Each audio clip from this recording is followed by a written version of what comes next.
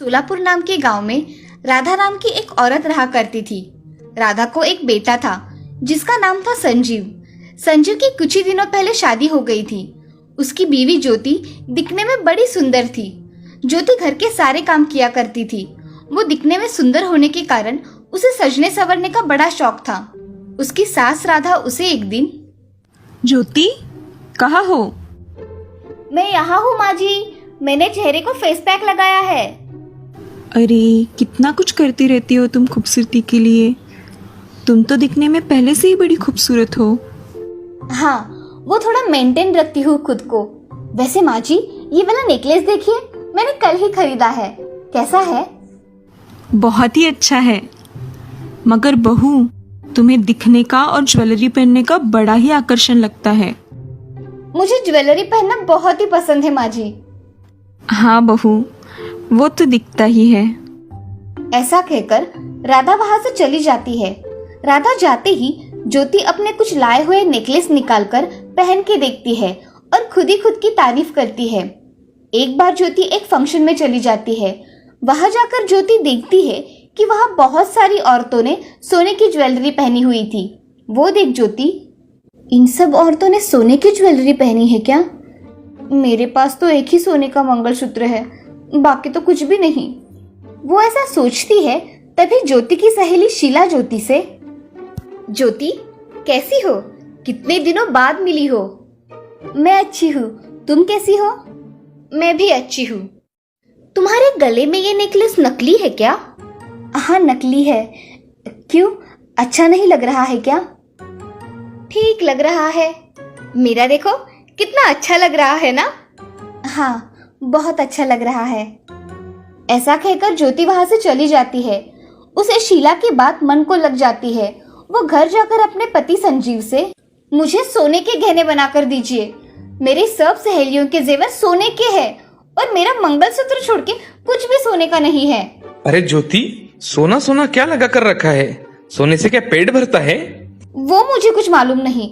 आप मुझे बस सोने की ज्वेलरी लाकर दीजिए। मैं तुम्हें इतना समझा रहा हूँ और तुम हो कि जिद पर ही अड़ी हो।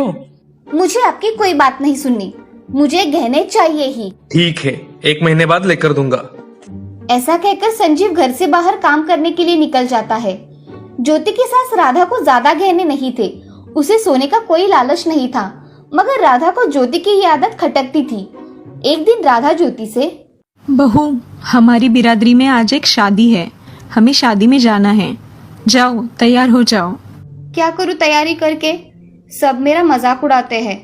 ऐसा कुछ नहीं बहू, अपने हिसाब से रहना चाहिए, कोई कुछ नहीं कहता।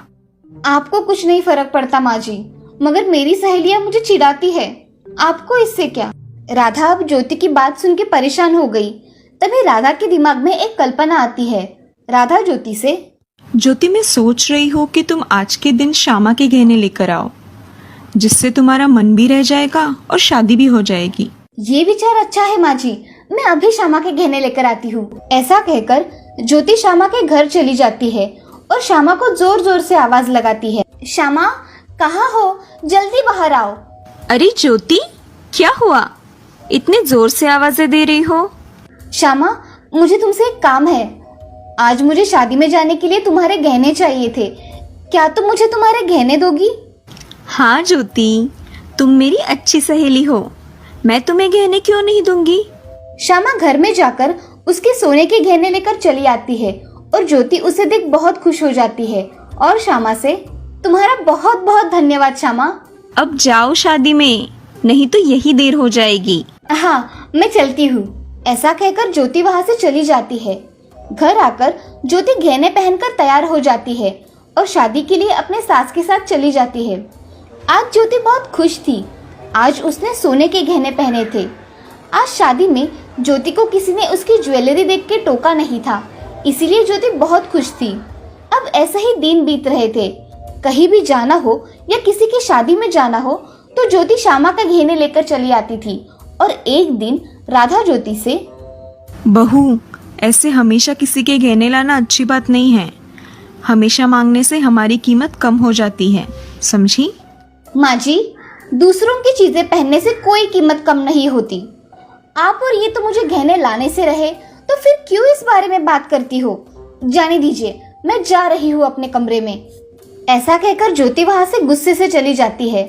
राधा अब ज्योति के बारे में सोचती है, मगर उसका ये बदला हुआ रूप देख राधा संजीव के साथ उसे सबक सिखाने का तरीका ढूंढती है। एक दिन ज्योति को उसके सहेली के यहाँ फंक्शन में जाना था, तो ज्योति ने अच्छी तरह से तैयारी करके संजीव के साथ पार्टी में चली गई। उसने श्यामा के सारे गहने पहने थे। ये देख संजीव ज्योति से, ज्योति, तुम इतने सारे गहने पहन के तो आई हो, मगर इसका ध्यान रखना, ये हमारी अमानत नहीं है। हाँ, मुझे अच्छी तरह से पता है, आपको बताने की कोई जरूरत नहीं है। संजीव उसकी बातें सुन चुप हो गया। अब संजीव और ज्योति पार्टी में पहुंच गए। वहां जाकर ज्योति अपने सहेलियों के साथ बहुत खुश थी। उसकी सहेलियां भी उसके गहनों की तारीफ कर रही थी। ये देख ज्योति बहुत खुश थी। दोनों खाना खाकर घर आ रहे थे, तभी उनकी गाड़ी घर के पास आकर स्लिप हो गई। उसमें संजीव और ज्योति को कुछ नहीं लगा, मगर झटके की वजह से ज्योति के गले का हार नीचे गिर गया। संजीव की नजर हार पर गई। उसने जल्दी से गाड़ी ठीक तरह से खड़ी की और गाड़ी को चारों ओर से देखने लगा। गाड़ी को देखते देखते संजीव ने हार उसकी जेब में डाल दिया और घर जाने के लिए निकल गए। घर पहुंचते ही राधा को ज्योति के गहनों में कुछ कमी लगी। तभी राधा ने ज्योति को आवाज दी, ज्योति, जरा इधर तो आना। क्या हुआ माँ जी, आपने आवाज लगाई? अरे तुम्हारे गले का हार कहाँ गया? कहीं गिर गया है क्या? ज्योति अपने गले में देखती है, मगर वहाँ हार नहीं होता। ज्योति राधा से, माँ जी, मैंने तो सही से पहना था, कहाँ चला गया? तभी संजीव घर में आ जाता है और संजीव ज्योति से, ज्योति, तुम्हारे गले का हार कहाँ है? निकाल कर रखा है क्या? नहीं, मैंने नहीं निकाला, कहाँ गिर गया पता ही नहीं चल रहा। हार खो गया, अब क्या करें? ज्योति की आंखों में आंसू भर आए और ज्योति जोर जोर से रोने लगी। तभी राधा ज्योति से, मैंने तुम्हें कितनी बार कहा बहू, किसी की चीजें नहीं लाना, मगर तुम हो कि सुनती ही नहीं। अब मैं क्या करूँ माँ जी? ऐसा कहकर ज्योति जोर जोर से रोने लगी। अब श्यामा को तुम सोने का नेकलेस खरीद कर दे देना, हमारे पास तो इतने पैसे भी नहीं हैं। माँ जी, आप ऐसा कैसे कह सकती हो?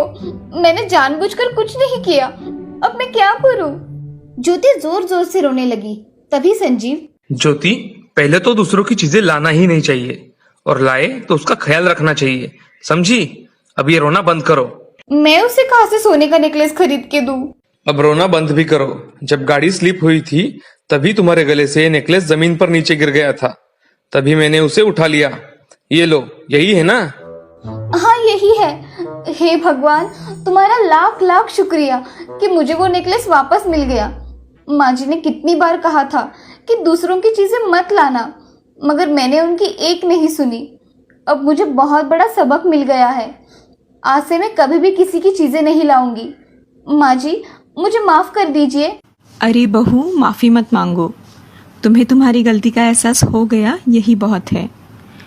आज के बाद कभी किसी के गहने नहीं लाना, दूसरों की चीजें हमेशा दुख ही देती है। जी माँ जी। अब तुम इन गहनों को अलमारी में रख दो और कल श्यामा को देकर आना। हाँ माँ जी। अजी, आप भी मुझे माफ कर देना, मुझसे बहुत बड़ी गलती हुई। तुम्हें समझ में आया, यही बहुत है। चलो अब ये रोना बंद करो। ज्योति अब कमरे में जाकर सभी गहने अच्छी तरह से रख देती है और दूसरे दिन श्यामा को उसके गहने वापस करके उसे धन्यवाद कहती है। उसमें यह बदलाव देख उसकी सास राधा ज्योति से, ज्योति, मैं सोच रही हूँ कि इस साल तुम्हें अच्छे से गहने बनवा के दूं। सच में माँ जी? मगर अब मुझे गहने नहीं भी लाए तो भी कोई फर्क नहीं पड़ता, मैं ऐसे ही ठीक हूँ। अरे बहू, देर आए दुरुस्त आए। अब मेरी बहू गहनों के बिना तो अच्छी नहीं लगेगी, इसीलिए मैं गहने लेकर दूंगी। थैंक यू माँ जी। अब ज्योति अपने परिवार के साथ खुशी खुशी रहा करती थी और सास राधा ने सच में ज्योति को कुछ सोने की ज्वेलरी खरीद के दी। ये देख ज्योति बहुत खुश हो गई।